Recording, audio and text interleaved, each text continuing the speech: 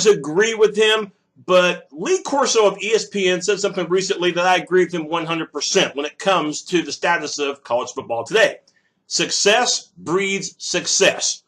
Yeah, there's really not a lot of parity when it comes to the best teams in college football. Here's an example. A few years ago, Ohio State won the first college football playoff national championship. The year after that, and last year, it was Alabama. And in between then, in 2016, you had Clemson.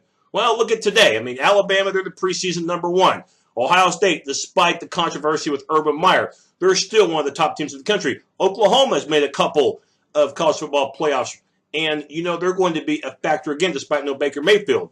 And the Clemson Tigers will again be in the mix, guaranteed. Dabo Swinney, he's already won over 100 games in just 9 seasons at Clemson, 3 ACC championships, and as mentioned, the national championship. Again, success breeds success. A big reason why these programs continue to excel year in, year out. They get the best players. And a lot of times, especially in the case of Clemson, they get these 4- or 5-star kids into school early, spring enrollees. That way, they get involved, and they know what's expected of them come August. And Clemson, again, is going to be stacked with talent. A little bit of a twist on my preview. We're going to begin this particular one by talking about the defense, and in the case of the Tigers, why not?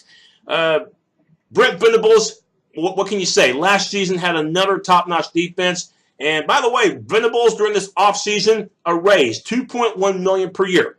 To put that in its proper perspective, there are 130 FBS teams.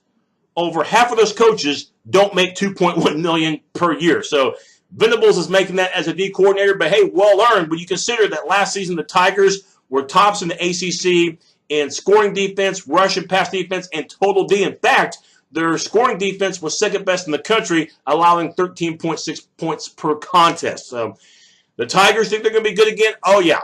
8 starters returning. As a matter of fact, 8 of the top 10 tacklers are back. And bad news for anybody that has to face Clemson's D, all 4 of those stellar defensive linemen return. And by the way, most of them could have declared for the NFL, but instead are back for the 2018 season. Clelin, Ferrell, the All-American, 18 tackles for loss a year ago. 9.5 sacks. He returns along with the other defensive end, that's Austin Bryant, an all-ACC player, 15.5 tackles for loss, 8.5 sacks. And you have to try to contend with those guys. Now, Dexter Lawrence, his numbers did slide a little bit, but remember, Lawrence, his freshman year, had over 60 tackles. Last year, had 33, 6'4", 340. He did command a lot of respect, a lot of double teams. But no, in the case of Clemson, not a bad thing, because that means other players on that line, can do their part. Now, defensive tackle Dexter Lawrence is also joined by another defensive tackle in Christian Wilkins. Wilkins could have left for the NFL as well, but instead decided to stay. He had 9 tackles for loss a year ago. So you're returning Ferrell, Bryant, Lawrence, and Wilkins, best damn defensive line in the game. Now, you're looking at the linebackers, and you do miss out on the second leading returning tackler in Dorian O'Daniel, 3rd-round draft pick just recently by the Chiefs. But the other 2 linebackers, they will be in full service. Outside linebacker, Kendall Joseph, 96 stops. And the middle linebacker, you have Trey Lamar with 50 tackles from 2017. If there is a huge challenge awaiting Venables' defense, it will come from the secondary as far as his personnel, because you've got several players to replace, Ryan Carter, Van Smith, as well as Marcus Edmond. You do have a return at one corner. You've got Trayvon Mullen, 3 interceptions a year ago, also had 40 tackles. At the other corner, battling for that, will be Mark Fields. He's been there a while. He's a senior. Strong safety position, Tanner Muse is back, 57 tackles in 2017, and trying to take the spot of the departed Van Smith, Kayvon Wallace, at that free safety spot. So again, Clemson's defense, with so many players coming back in the entire defensive line, it should be another stellar season. Now, as far as the offense goes, it was one of the tops in the ACC. 33 points per game is what they averaged. That was 3rd best in the conference, primarily led by the running attack, which we'll talk about later. Let's talk about the quarterback first, Kelly Bryant, who had massive shoes to fill in 2017, of course, for Deshaun Watson, who led the team to the national championship just the year before. But Bryant threw for over 2,800 yards, accounted for 24 total touchdowns, including 11 touchdowns on the ground, and was last season's ACC Championship game most valuable player in the round of Miami. So why would Bryant's job maybe be in jeopardy entering 2018? Well, Clemson fans will tell you 2 words: Trevor Lawrence. Another fantastic recruiting class for Dabo Swinney, and its #1 player, 5-star guy out of Georgia, Trevor Lawrence, the quarterback.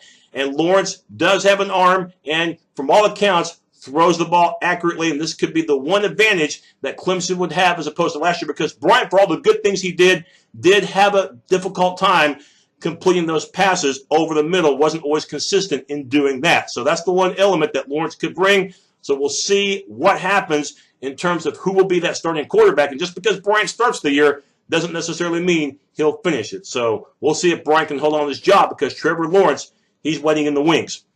The running back position, last year the 1-2 punch was Travis Etienne and Tavian Feaster. They're both back, and they both combined for 20 touchdowns a year ago. Etienne averaged 7.2 yards per carry. Feaster, by the way, who is a terrific blocking running back, by the way, but when he carried the ball, 6.3 yards per carry. Not too shabby. Wide receiver, you miss a couple of dandies. Deion Kane is gone, and so is Raymond McLeod, both 6th-round NFL draft picks just this past spring. But Hunter Renfrow, been there quite a while, as Tiger fans know. You get him for another year, 60 catches a year ago, and had 3 scores. T. Higgins, 20 yards per catch is what he averaged, had a couple of scores, and you bring back Amari Rogers as well.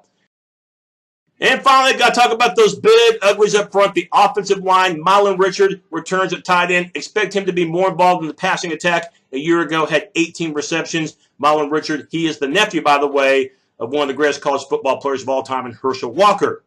3 of the 5 linemen return. 3 of the 5 down linemen for the Tigers. Talking about Mitch Hyatt, All-American from a year ago. You get him back at left tackle. At the center position, an All-ACC player and All-American honorable mention in Justin Falcinelli. And at the right guard position, ACC honorable mention in Sean Pollard. Tigers still will have to answer the question on who's going to be the left guard and the right tackle. So a couple of voids that the Tigers will have to address before the first game. The Tigers did fantastic in rush blocking a year ago. Pass blocking, though, could have been a little bit better. And the passing efficiency, again, this is where Trevor Lawrence could end up getting significant playing time, maybe earlier than we think. This is an area where last year the Tigers were second to last in the ACC. That was pass efficiency. Well, when you analyze this schedule, you're going to know that Clemson will be favored in every game that they play. In fact, most of the games, they're going to be a significant favorite. But let's highlight some of the matchups that I think are the most intriguing. It's that second game against Jimbo Fisher, who they used to face all the time when Jimbo was at Florida State. This time, they're going to face him at College Station with the Aggies. 2 games later, you got to face that triple option attack of Georgia Tech. Not always an easy offense to prepare for.